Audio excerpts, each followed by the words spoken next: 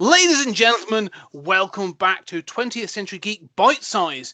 Julian and I are going to be jumping on a topic for half an hour, and we'll be discussing and debating it through all kinds of different things. In the first episode, we did Marvel versus DC, which universe and which publisher is best. Go back and check out that episode. But today, Julian, what are we doing today?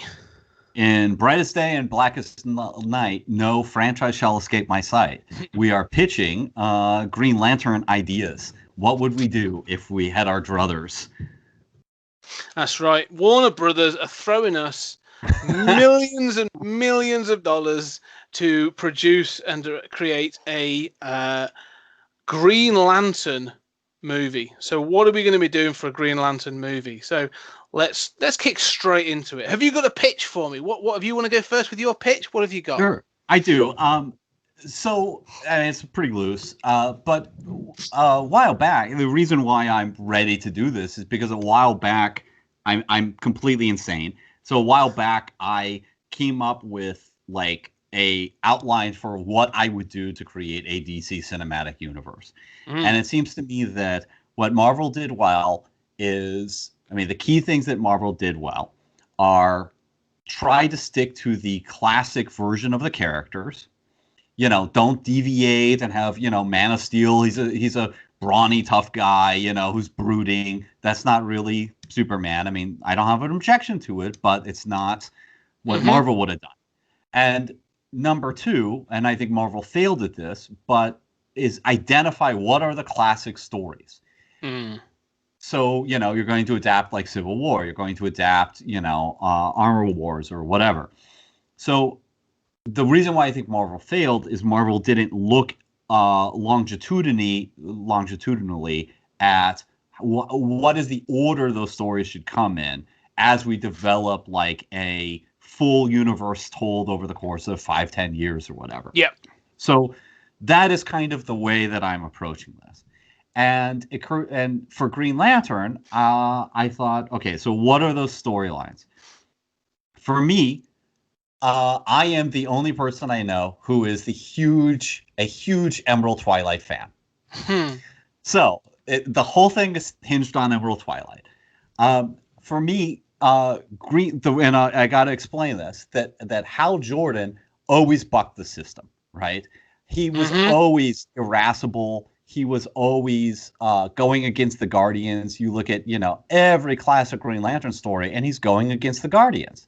The Guardians are imposing these rules that are just kind of arbitrary. And also, he's trained by Sinestro, right? So, it's like the great traitor of the Green Lanterns was literally his mentor. And he's irascible. So, I mean, for me, although it was rushed and it was an editorial decision, really Emerald Twilight was where that character needed to go. That the idea of permanent change, of letting a major character become a villain was brilliant. I want that. So for me, it's a trilogy. And the first one is basically Emerald Dawn. This guy, Hal Jordan, he stumbles into, Abin Sur. He becomes Green Lantern. He doesn't know what it is. He, meets the Guardians. He's all just overwhelmed. I think Green Lantern Earth 1 is brilliant at this, especially the first volume. But I would stick to sort of Emerald Dawn and him being trained by Sinestro and being a fish out of water. And at the end, Sinestro is like, no, he has been violating the Guardian's orders and imposing martial law, and he's out. So when you think about what else is the classic Green Lantern stuff and classic Green Lantern villains, are obviously Parallax and anything, the Rainbow Green Lantern cores are out, because I'm sane and have taste. And then, so for me, Can I just say, just that statement, we're going to get comments about that. Well, I mean, look, if you can destroy, my rule, if you can destroy an entire plot in one sentence, it's probably not good. Other aliens don't see the color spectrum the way we do, right? They don't have the same emotions that we do, right? I mean, are you brain dead? You're writing about aliens. Anyway, so movie 2 is The Manhunters. And so here's the predecessor to the Green Lantern Corps. And I would mix in some of the Green Lantern Annual or Green Lantern Special 2, which is a huge favorite of mine, with the Unbeatable Foe, this kind of like Borg adaptation before the Borg. Um, but basically, the Manhunters are on the rise. Hal Jordan has to defeat them. But again, the Manhunters represent the Guardians' failure. This was all their fault, And so then by the third, you have Sinestro back, and you have, like the culmination of an Emerald Twilight that is, he goes against the Guardians, and an Emerald Twilight that is really well rooted in those stories that have gone before. And I think that, while it would be shocking to have your main character, like imagine Iron Man 3, Iron Man goes bad, like that would be so awesome. I mean, I would love it. I don't know Superman whether did it it. would sell. Superman did it. Did they? With Superman 3. Yeah, they have but that's an evil. Oh no, that's right. Isn't there an evil copy in that? Yeah, he separates from Clark Kent, and he's affected by red kryptonite, and it's the whole thing where he sat at the bar flicking peanuts, destroying the bottles. Yeah. Yeah, so I mean, basically, that's what I would do. Boil everything down to a trilogy, tell it from start to finish, have an arc for those characters, and if you want to continue on, you can do Kyle Rayner. Have that be the end credits. You can do a new trilogy or have somebody else come in and continue those characters. Gonzo. So basically, that's what I would do, and I'm convinced that the way to do this, the way to do any kind of character like this, is to boil it down to those essential stories, to the essential elements, and tell a complete arc. I like that, especially I like the fact it's a complete story, and I mean you know Green Lantern way more than I do, but I like the fact that, like you say, it starts with someone learning, and then almost like the whole thing sort of like corrupting them to that level across the 3 films. In my head, I see that it becomes a saga. Mm-hmm. Because that's where you have the legacy. That's where you bring in the backup, whether it be like John Stewart or Kyle Rayner, and whoever is saying like, look, this is what happened to Hal. Like, we want to sort of keep him around for if you want to go 4th or 5th film, but we need someone else in reserve that's going to be a bit more responsible. Yeah, and Yeah. I wouldn't say that it's even that he goes bad. I think that, like, we're having these conversations about policemen. This is an intergalactic police corps, and the bosses in the HQ are clearly not good guys. Yeah. So maybe this whole thing needs to be destroyed. Maybe they created the Manhunters. How many people died because the Guardians screw up? And then Hal recognizing, like, hey, my personal life is a disaster. I've lost Coast City or whatever you do. The Guardians aren't right here. Maybe what I do, I mean, I'm not a fan of him just going crazy. I think he's an irascible guy who might make the right call and leave viewers kind of wondering, like, am I mad that they did that to him? Or was that really the courageous right thing to do? Yeah, I think that's the thing, is because, again, they obviously eventually blame it on Parallax and all that. But so you're saying you don't want him possessed by Parallax. He just goes that way. But I suppose you almost want it to be, not to use Thanos as a sort of a comparison, but you want him to be almost become a justifiable antagonist. Yes, absolutely. And I think Magneto is the great example there, right? I mean, but I think we should identify with Hal Jordan as the villain. And I do think in some ways this is my redemption of Emerald Twilight. Yeah. Odd. You keep referring to him as the villain. Like, you don't have to. I mean, he can always be the anti-hero. But if you're going to be taken on that journey as a viewer, you want to be sort of, I suppose, taken on that thing of, in the first film, he's sort of like, he's green and excited. He's a novice, and he's learning about this intergalactic like police force. Like, that's mind blowing if you learn about that. Like, you know, and he learns about these immortal beings that have been doing this for thousands of years. Like, yeah, you are automatically going to bow down to their authority. Like, yeah, you've been doing this a lot longer than I have, so of course I'm going to listen to you, regardless of, like you say, how irascible or sort of whatever he is, you know, willing to buck the system. He's still going to listen. So I suppose across those three films, even that first film, you take him from that sort of green, I don't say kid because it'll be old than that, but like that you know, wants to be good, you know, almost want to work to be the sort of the Boy Scout kind of thing. And by the end of it, you want to dent that a little bit. You know, you want Sinestro to have planted that seed, Mm-hmm. and then, like you say, the second film, you know, he still is that good character, and he's always going to do the good thing. He's always going to save the people. But by the end of it, like you say, you want that dent to have become a bit of a crack. And then, like you Mm-hmm. say, the third film, that crack becomes a thing of, and you want to be that, but you want Yeah. the viewers to feel that same thing as well. So by the third film, you go, the question, you almost want the people, the viewers, to be debating, like, yeah, he did this because of this, but was it the right thing to do? Like, you know, Mm-hmm. um, You're explaining it better than I did. no, but that's what I can imagine that being a really Yeah. successful. You know, that could really get to the nub of, because I've always had a bit of a problem with this whole concept of intergalactic police, where I'm like, Mm-hmm. who gave you the bloody right? Like, you know, you're not ordained by any superior authority that says you can do this, other than the Lanterns. Yeah, and Um, the Guardians are kind of evil. I mean, like, there's yeah, no version of the Guardians that isn't kind of evil. The other thing that I think is interesting is any version of aliens, I like to have a slightly different sense of morality. Like the mm, idea that, like, we're gonna Fantastic Planet style just land on another planet. They're going to be like, oh yeah, Christian values. That's what we believe in yeah, too. yeah, No, the Guardians are gonna be like, yeah, look, we've seen planets die. People are gonna die. It's not your job to save everyone. We have a different idea. Um, and then you get into the question of, like, I mean, it's colonialism, right? Like, mm. are they enforcing their colonial values?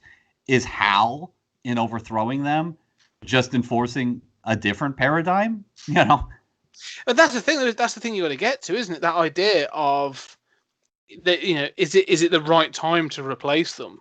Mm. I always like that in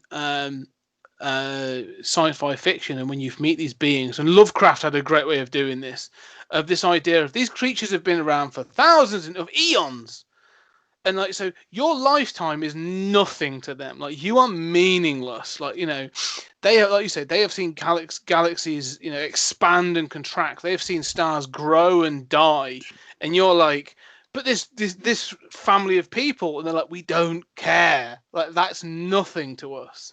Hmm. And to sort of to tackle that morality would be really interesting, actually, to see how they would do it. So So, what's you've your you've pitch? you've created this grand space opera of morality and other things. I went a different way, mainly because my pitch, my elevator pitch, is Lethal Weapon in space. Oh, wow. So I was thinking, like, you know, I was trying to think of like Hal Jordan. I do like Hal Jordan. The majority I've read of Green Lantern has been Hal Jordan.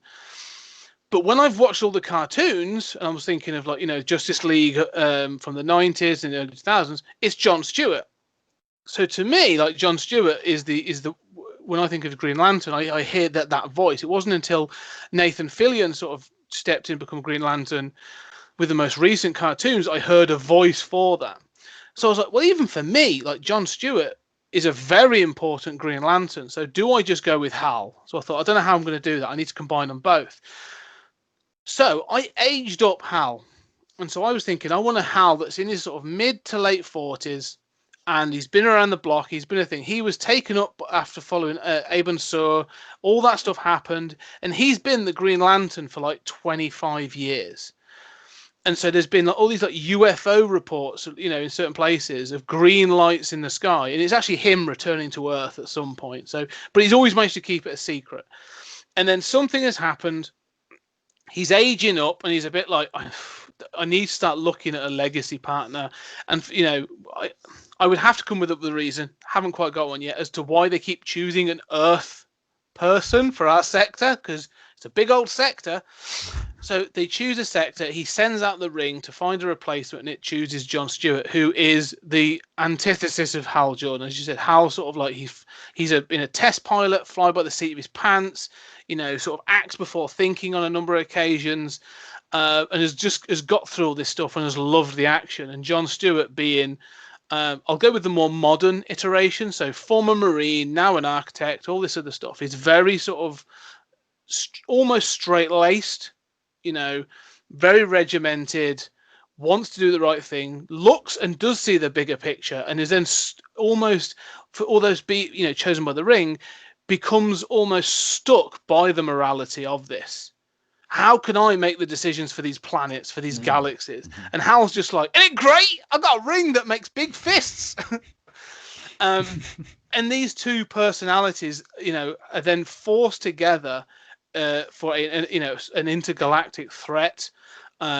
Again, there are a number that it could be. I didn't want it to be the typical Sinestro or Parallax or whatever. I want it to be something interesting. And so it becomes basically a buddy cop film in space. That was, but reversing the roles. So instead of sort of like, the Danny Glover sort of I'm too old for this shit, it's going to become the Hal Jordan, almost aging out of the role of becoming a Green Lantern. Well, and you're all reversing the roles also from Lethal Weapon, because the old guy is the wild, unstable one. Yeah. Well, I wanted him to almost like, because of the age, I wanted him to represent those sort of like 90s action movies. Like if we did this now, like he would be the Mel Gibson or those sort of like action stars of the 90s, where it was just sort of like, I'm going to go in and blow everything up. Like Stallone in Demolition Man and all those kinds of things. And then have a more modern action hit or era that does try and contemplate and go and blow this building up. That has consequences. Like we have to think of a better way. And so I wanted to sort of try and address those dynamics. And I thought this would actually be quite an interesting way of doing it as well. Well, I love the focus on them as cops and on using that as an occasion to, adapt the sort of buddy cop Lethal Weapon sort of idea. I mean, that's very smart. So would Jon Stewart kind of be your identification character? Like, you sort of follow him and you're recruited by Hal Jordan.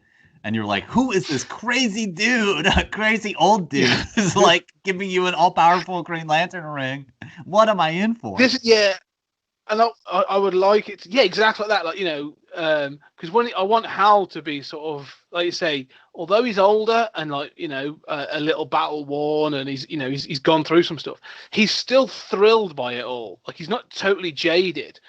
So like he's expecting, to take Jon Stewart up to Oa and to be like, look at this, isn't this amazing? And like, he was when I passed out when I first arrived here, and Jon Stewart's like, oh right, interesting, yeah, this makes total sense.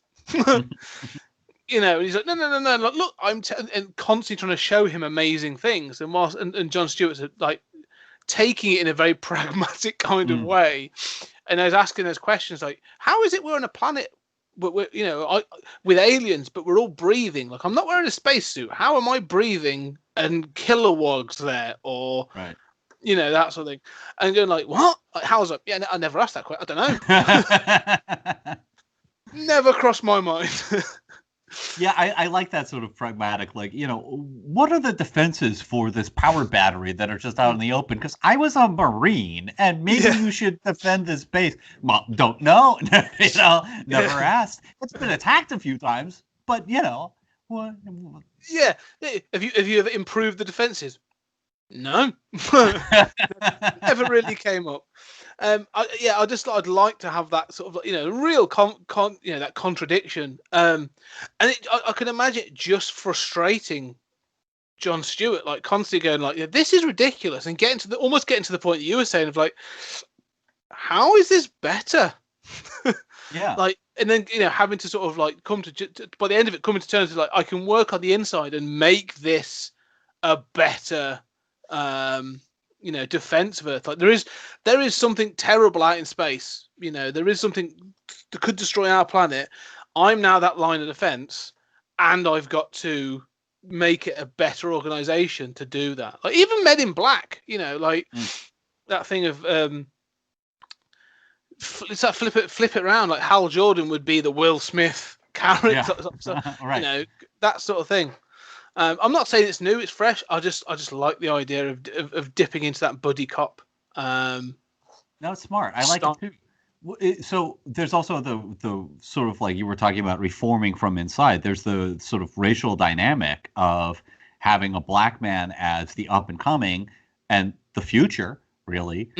Having him see you guys are just flying by the seat of your pants here, aren't you? Like there's no oversight. Yeah, literally, they call themselves space cops, but it's like, I almost want him to see it as like, like the precinct in like Dirty Harry. Mm-hmm. That sort of like, it's just a bunch of cowboys who have been given these all-powerful rings and then just seem to be sort of arbitrarily sort of like applying laws and defending things. And it's the Wild West. Like the space is just the Wild West. It's all just sort of like, he's like, no, this needs some order. Like I need to try and bring this up to this next level. I think this would be a lot of fun. Do you see this as a movie? Or you see Yes. it like a one-off movie? Yeah, I do. Well, I see it's been a franchise. I think like, you'd have it in that way of sort of like, and over time there would be that thing of their characters developing. And eventually, I mean, if you really want it, you just age out Hal and he goes. Mm-hmm. And then you could even, I don't know the relationship work, but you could have him on Earth then. I was like, yeah, I'm a retired Green Lantern and now I'm doing something else. And, you could have all those kinds of stories, but at least 3 or 4 films. But it almost have, like you say, I could pattern in an overreaching arc for a series of films, but tapping into that sort of the style of the 80s buddy cop films of each one's a separate adventure, but they've all got like, milestones that are working towards something in particular.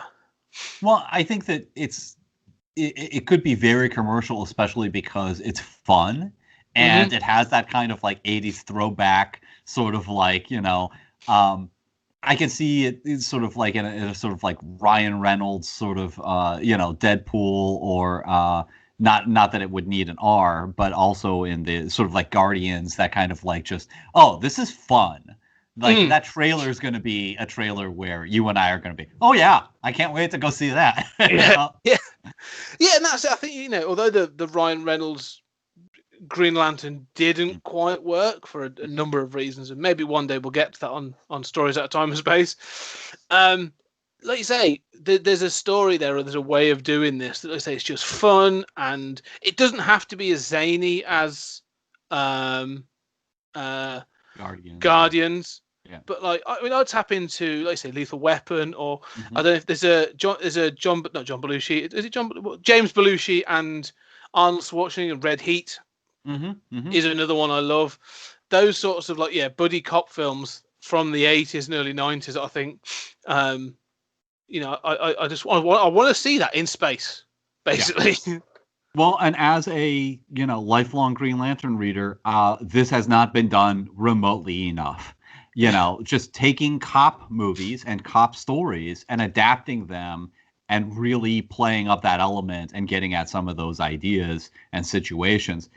It's an obvious thing that for some reason hasn't been done, and I could see this being a lot of fun. Yeah, because again, the thing with Green Lantern is, and a lot like with all these other space operas, like you've got such a broad canvas, like so many different types of planets and different types of alien creatures, and even those things of like you say, fish out of water situations of, Jon Stewart trying to be the better person, trying to be polite, but in doing so ends up offending an entire alien species, and it's like, oh no, you don't do that one here. Don't touch that. I mean, it could go into comedy and people would hate it. I don't know, but like I say, you could do. There's so much available to you to do, and I like the idea of having that mentor. And even later down the line, you bring in Sinestro. I mean, that's the one thing I think it's doing. Like you said, like Hal Jordan was mentored by this person. Like he comes back in probably the 3rd film, and like this is where Hal's like, oh yeah, I should tell you about this. He was my mentor, and sort of like it's that the blast from the past, which is usually the third film in a franchise, isn't it? It's that sort of that's when it comes the past comes back to kick you in the ass. Um, in the tropes, but you take those tropes and we could play with them, do all kinds of things with this. I think. Yeah, sounds great. I want to see that movie. I was Yeah, going to say it sounds like you could do all of the Men in Black stuff with weird weapons and secrets, but you can also do it on every alien planet, right? Um, yeah, Something that you said about Men in Black came to mind, which is it really matters in this dynamic what those actors are and getting mm. that chemistry on screen. I mean, especially with buddy cop movies, you think of the classics. You got to have that rapport. Yeah, yeah. And I don't know who it'd be. I wonder if could you, he's aged up a bit now. Could you have Nathan Fillion step in as Hal Jordan on screen? Don't know. Could be interesting. There's probably some people that could play it well. Um, but yeah, I don't know. It's not original in any way, I like it. but I think it could be interesting. I want to watch it. So there we go. So that's our two pitches that we've done now for the Green Lanterns franchise. But there you go, ladies and gentlemen. See what you think. We've got a sort of almost like a Lord of the Rings level arc that Julian is proposing. Of intricate plot details and developing characters and morality tales. Or me just blowing shit up with two guys running around space. Both sound great to me. I'm loving this idea of the pitches. But what do you think? Which way should we go? Which one do you think? And also, what do you want to see with a Green Lantern movie? Put it in the comments below, and we'll have a look, and we can always talk about it. But ladies and gentlemen, thank you, Julian. Thank you. Thank Great you. pitches, and we shall see you, ladies and gentlemen, on the next episode.